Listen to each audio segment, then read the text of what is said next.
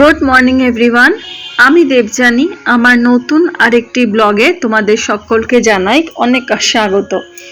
তো সকালবেলা উঠে এখন সবার আগে চা বানিয়ে নিচ্ছি। আর আজকে একটা বৃষ্টি ভেজা সকাল, তো সারাটা রাত বৃষ্টি হচ্ছে। সকাল থেকে দেখো আকাশের অবস্থা কীরকম। তো এই চলছে, মাঝে মাঝে যে একটু রোদের দেখা পাবো সেটা হচ্ছে না, মাঝে মাঝে একটু বৃষ্টিটা থেমে থাকছে, কিন্তু অনবরত বৃষ্টি চলছে। আর আজকে আমাদের বাজারও আসবে। তো যাই হোক, এখন দুজনে মিলে চা খেয়ে নেবো।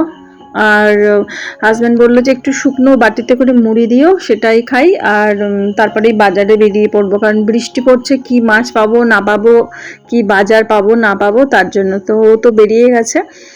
আর আমি এদিকে বিছানা টিছানাগুলো সমস্ত কিছু গুছিয়ে নিচ্ছি। আর বাইরে কিন্তু বৃষ্টি হচ্ছে, তো ওই জন্য আর ওই ঘরে আর যাইনি। চা খাওয়ার পরে চায়ের সাথে যে মুড়ি খাওয়া হয়েছে, তো সেই বাটিটা কাপ সব এই টেবিলের মধ্যেই রাখা আছে। যখন ওই ঘরে যাব একেবারে নিয়ে যাব। তো এইভাবেই বৃষ্টির দিনগুলো আমরা এইভাবেই দুজনে চলি। কারণ আমার এই বড় ঘরটা, যে এই যে বিছানা গোছাচ্ছি, এই ঘরটা থেকে রান্নাঘরে যেতে গেলেও মানে মাঝখানটা একটু ফাঁকা, সেখানে একটা নারকেল গাছ আছে। আবার রান্নাঘর মানে ওই পুরনো ঘরটার পরে ওদিকটাতে গেলে আবার বাথরুম, সেখানটাও ওপরটা ফাঁকা, তো বৃষ্টিতে ভিজেই যাতায়াত করতে হয়। তো ওই জন্য এখন আর ওই ঘরে যাব না। এখন বিছানা টিছানাগুলো গুছিয়ে একদম এই ঘরটারগুলো সমস্ত ঝাড় দিয়ে পরিষ্কার টরিষ্কার করে নিয়ে কমপ্লিট করে নেবো। তারপরে একদম রান্নাঘরে যাব। রান্নাঘরে গিয়ে রান্না মানে আজকে বাজার আসবে, কি কি আসে সেগুলো দেখে টেকে তারপর সেইভাবে রান্না করব। তারপরে ওই ঘর দুটোকে মুছবো। ওই ঘর দুটো অবশ্যই বর্ষা বৃষ্টির জন্য না বারে বারে জলের ছিটা পড়ে ঘরের সামনেটায় চলে আসে, আর ভীষণ পা স্লিপ করারও ভয় থাকে। তো ওই জন্য বারে বারেই বলা যায় রান্নাঘরটা, মানে রান্নাঘরে কাজ করতে করতেই ওই যে স্ট্যান্ডগুলো দিয়ে তো মুছি, তো ওগুলো দিয়েই বারে বারে মোছা হয়ে যায়। তারপর ওই দিকে যে ঠাকুর ঘরটা আছে, ওই ঘরটা অতটা বারে বারে মুছতে হয় না, কারণ ওই ঘরটাতে তো অতটা যাতায়াত হয় না। একবার মুছে আসলে ওই ঘরের বিছানাটা একবার ঝাঁটটাট দিয়ে নিলে, মানে পরিষ্কার করে নিয়ে ঝেড়ে টেড়ে দিয়ে একদম ওই ঘরটা মুছে আসলে ব্যাস, আর দরকারই পড়ে না। শুধু ওই মানে ধূপ ধুনো, মানে পুজো দেওয়া, দুপুরে পুজো দেওয়ার জন্য আর সন্ধ্যাবেলা সন্ধ্যা দেওয়ার জন্য ওই ঘরটা যাওয়া, আর রাত্রিবেলার দরজা টরজাগুলো পুরো ওই ঘরে আটকে টাটকে দিয়ে আসা, একেবারে রান্নাঘরেরও দরজা টরজা সমস্ত আটকে দিয়ে আসা। তো এখন এই কয়েকটা জামা কাপড় বলতে লুঙ্গি রয়েছে, আর আমার নাইটি ছিল। নাইটি একটা তো মানে কাঁচা হয়েছিল, পরে নিয়েছি মনে হচ্ছে এটা। আর একটা রয়েছে, এই দুটো মানে আমার হাজব্যান্ডেরই এক একদিন এক একটা লুঙ্গি পরে, মানে তার দিনক্ষণ তারিখ আছে। মানে এই যে হলুদ লুঙ্গিটা, সেটা হচ্ছে সবুজ, মানে বৃহস্পতিবার দিন পরে, বৃহস্পতির রং হলুদ, এইরকম ব্যাপারগুলো তো আছেই। তো শনিবারে মনে হয় নীল এরকম আছে, সোমবার মনে হয় সাদা বা সোমবার নীল এরকম কিছু একটা আছে। তো ওই জন্য 7 দিনের 7টা লুঙ্গি থাকে, জমে গেলে তো সেগুলোকে আবার ধুয়ে দিই। আর আসলে এগুলোকে প্রতিদিন মানে স্নানের সময় যেরকম আমরা জামা ধুয়ে জল ধোয়া করে নিই, জল কাচা করে নিই, ওটা ওর করা হয় না। তো ওয়াশিং মেশিনের মধ্যে রাখা থাকে, একেবারে জল কাচা মতো একটু সার্ফ বা একটু ডেটল দিয়ে ধুয়ে নিই, তো পরিষ্কারই থাকে। তো ওই সপ্তাহে একসাথে যখন জমে, বা আমার তার সাথে আমার নাইটি বা বিছানা চাদর টাদর একসাথে হলে তখন আবার ওগুলো দিয়ে কেচে নিই। আর যেহেতু বর্ষাকাল, বোঝা যাচ্ছে না ওয়েদার কখন কি ভালো মন্দ থাকে, তো তাই জন্য ওইগুলোকে কেচে নিয়েছি আগে। তো সেগুলোকে এখন ভাঁজ করে, আর আমার হাজব্যান্ডের যে আলমারি, ওর মধ্যেই ওর লুঙ্গিগুলো ভাঁজ করে রাখা থাকে। আর এই আলনাটা পুরো দখল আমার, কারণ এই আলনাটা ওই ঘর থেকে আনবো বলেছিলাম, তা আমার হাজব্যান্ড বারণ করেছিল, বলে না না একদমই না, অনেকটা জায়গা দখল করে রাখবে, আলনা গুছিয়ে না রাখলে বাজে লাগবে। কিন্তু এই আলনাটা আমার ভীষণ পরিমাণে দরকার ছিল, কারণ জামা কাপড় আমি কিছুতেই রাখতে পারতাম না, ওই ঘরে তো রাখতেই পারতাম না, আর এই ঘরে যে রাখতাম সেগুলো যেন ভুর হয়ে থাকতো। তো যাই হোক, এখন এই ঘরটা ঝাঁট দিয়ে মুছে নিলাম। আর একটুখানি অপেক্ষা করছিলাম বৃষ্টিটা কমছে কি না, তো অপেক্ষা করে তারপর দেখলাম একটু কমেছে। তো দেখো আমার হাতে এক হাতে চায়ের কাপ আর বাটিটাও রয়েছে, আর এক হাতে ওই স্ট্যান্ডটা নিয়ে একেবারে গেলাম ওই ঘরে। তো বাজার তো চলে এসছে, সবজি বাজারটাকে এইখানে ঝুড়িটার মধ্যে রাখলাম, পাখাটা একটু চালিয়ে দিয়েছি, কারণ বর্ষাকালে না সবজি ভীষণ তাড়াতাড়ি নষ্ট হয়ে যায়, বিশেষ করে বরবটি বিনস এই জিনিসগুলো রাখাই যায় না। পটল তো আমার হাজব্যান্ডকে বলেছি পটল যদি আনো একদম অল্প কয়েকটা আনবে, কারণ পটলে দেখেছি ভীষণ, হয়তো দোকানেই একটা দুটো পটল হয়তো ওদের ফাঙ্গাস ধরে আসছে, ওর থেকেই অন্যগুলোতে ধরে নেয়, ঘরে নিয়ে আসলে ফ্রিজে রাখলেও দেখেছি তাই অবস্থা হয়। তো আজকে আনা হয়েছে গুড়জালি মাছ, আর এই মাছগুলো আমাকে কাটতে হবে। দেখো কেটেও নিয়েছি, তো অনেকটা সময় লেগেছে, দাঁড়িয়ে দাঁড়িয়ে সমস্ত কানকো আঁশ সমস্ত কিছু ছাড়িয়েছি সিঙ্কে, লাস্টে বঁটি দিয়ে শুধু মাঝখান দিয়ে চিড়ে নিয়েছি।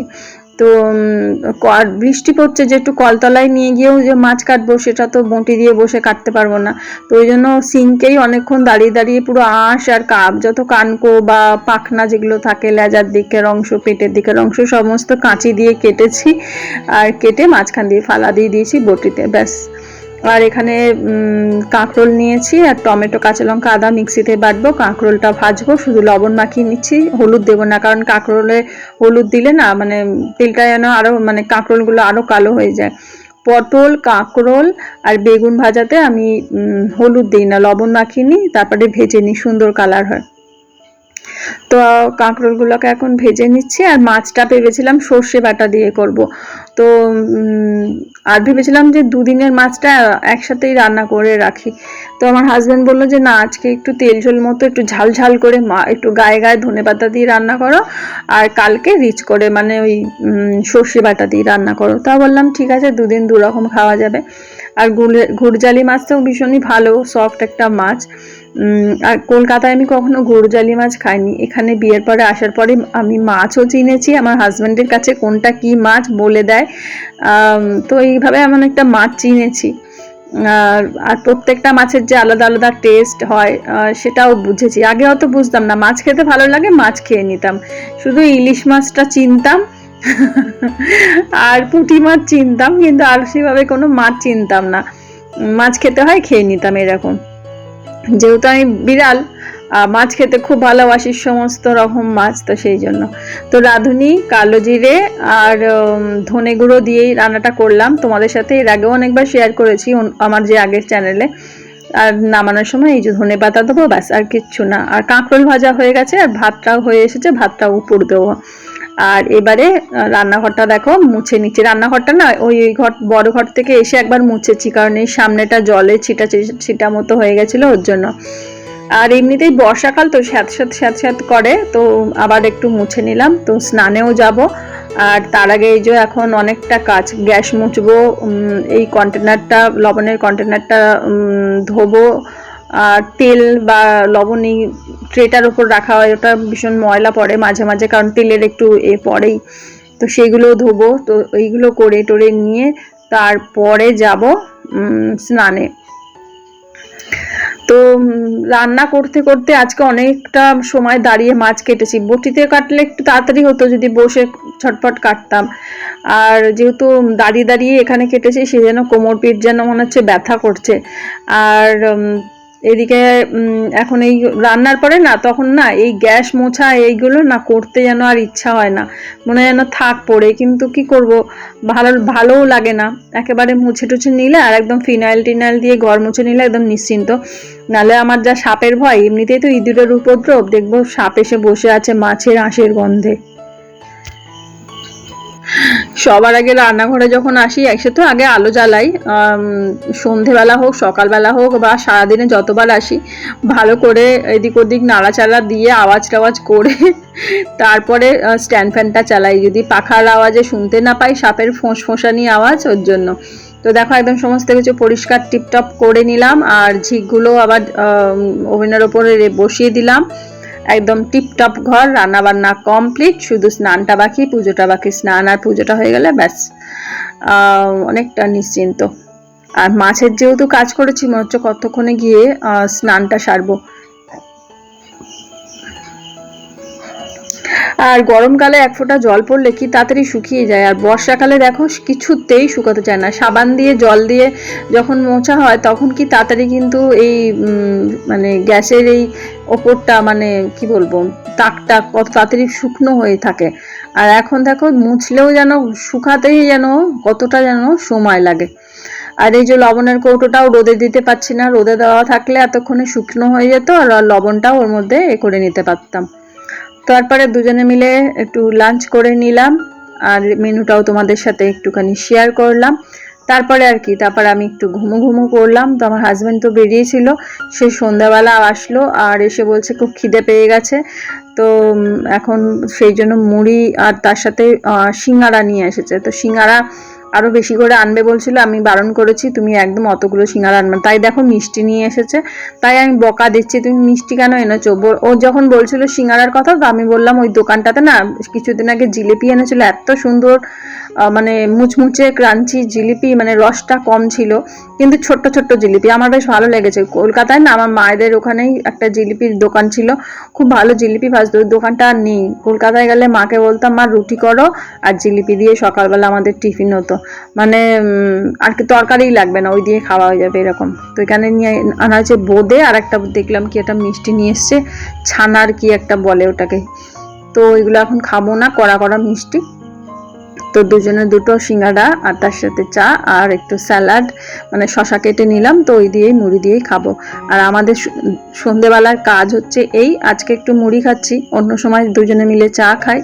আর এই যে কানে একখানা ইয়ারফোন আমার একটা কানে রয়েছে, কারণ মুক্তার ভিডিওটা দেখছিলাম, ইউটিউব বন্ধুদের সমস্ত ভিডিও দেখছিলাম, বন্ধনার ভিডিও দেখলাম। তো যাই হোক, তো এই পরপর তো ওই আর এখন একটা ভিডিওর মানে ক্লিপস তুলে নিচ্ছি, তারপরে ভিডিও দেখা শুরু করেছিলাম, ওই সিঙ্গারাটা ভেঙে নিচ্ছি সেটার একটা, ব্যাস তারপরে ওই চা খেতে খেতেই ভিডিও দেখা। আর এই আমাদের সন্ধ্যাবেলা একটু কথাও হচ্ছে মাঝে মাঝে, কারণ দুটো কানে যদি ইয়ারফোন নিই না তাহলে আর আবার হাজব্যান্ডের কথা শুনতে পাবো না। হাজব্যান্ডেরও ফোনটা চলছে, তার আবার খবর চলছে আর গল্পও চলছে, দুজনে গল্প কথা সব চলছে। তো এই মুহূর্তটা ভালোই কাটালাম সন্ধেবেলা, তোমাদের সাথে একটু শেয়ার করলাম।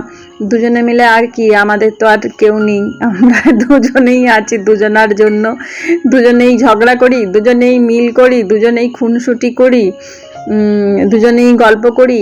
আমি ভিডিওতে কোনো ভিডিও দেখলে ইউটিউব ভিডিও বলি যে তুমি এটা দেখো, ও আবার দেখলে আমার ফোনে পাঠায় পরে এটা দেখে নিও, মানে এই চলে আমাদের। তো সন্ধ্যেবেলা ওই চলছে, আর একদিকে চা খাওয়া চলছে। আর একজনকে বলছি তুমি চাটা খেয়ে নাও, চা ঠান্ডা হয়ে যাচ্ছে, বলছে না এদিকে সিঙ্গারাটা ঠান্ডা হয়ে যাচ্ছে।